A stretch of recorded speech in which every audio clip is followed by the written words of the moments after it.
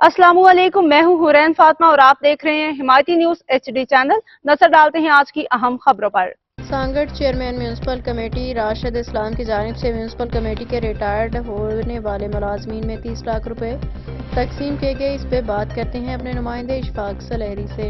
मुल्क भर की तरह सांगड़ में भी रोज़े का पहला अशरा जो है वो जारी है।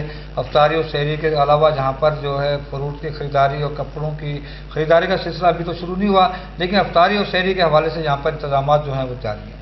इंतजामी अमूर के हवाले से अगर बात कर ली जाए तो इस वक्त बदर बाजार की बातें की जा रही तो वो भी तो नज़र नहीं आ रही, लेकिन अगर नज़र आ रहा है तो इस वक्त मसूल इंतजामिया की जानिब से ईद से कबल जो 20 से ज़्यादा जो मुलाजमीन थे जो रिटायर हो गए उनको पेंशन देने के लिए यहाँ पर चेक देने की तकरीब हुई थी, जिसमें चेयरमैन और वाइस चेयरमैन शिरकत की।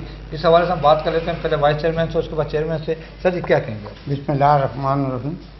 ये हमारे रिटायरमेंट मुलाजमीन थे जिनको आज चेयरमैन साहब की हिदायत पे हम लोगों ने जो है ना रमज़ान मुबारक की उसमें बाबरकत महीने में हमने उनको चेक दिए ताकि वो जो है ना अपनी ख़रीदारी कर सकें और अपना जो है ना काम को चला सकें।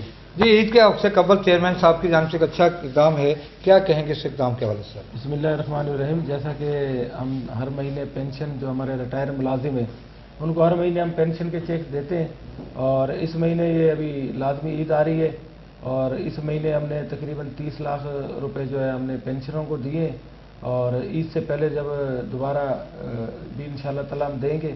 और हमारी कोशिश है जिन्होंने बल्दिया के अंदर सारी ज़िंदगी मुलाजमत की है उनको जल्द से जल्द जो है ना उनका हक मिला जाए जो पेंशन के पैसे। जब हमने बल्दिया में चार्ज लिया था उस टाइम तकरीबन 1.5 करोड़ रुपया था पेंशनर जिनको काफ़ी टाइम से नहीं मिला था। तो हम हर महीने 25-30 लाख रुपया हर महीने जो है कोशिश करते हैं कि हम पेंशनरों को दें और ताकि वो अपनी जो सारी ज़िंदगी जो उन्होंने एक इदारे को दी है और उसके जो अपना खिदमत की है उसके जो उनका मुआवजा बनता है वो अपना कोई घर बना लें, कोई अपना बच्चों की शादियां कर लें।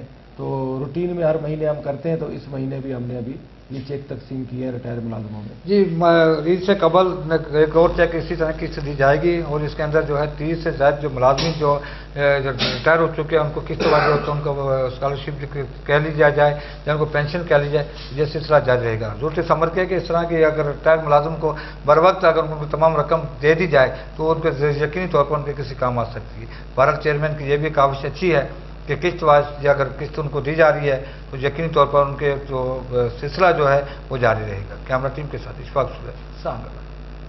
मज़ीद अपडेट्स के लिए देखते रहें हिमायती न्यूज HD चैनल।